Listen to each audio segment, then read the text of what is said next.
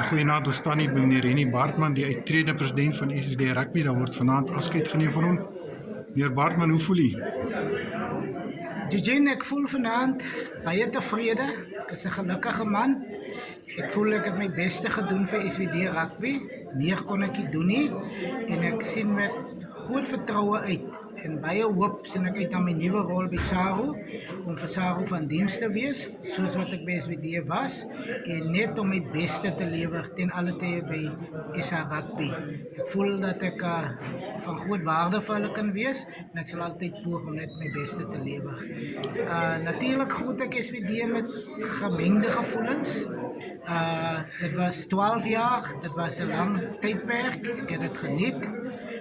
Dit is my stappies sommer net lekker weg van so iets af, waar jy jou lewe voor gegee het, maar solank die rugby gemeenskap verstaan, ek is geroep tot hoër dinge, en solank die rugby gemeenskap tevrede is vir wat ek vir hulle beteken het.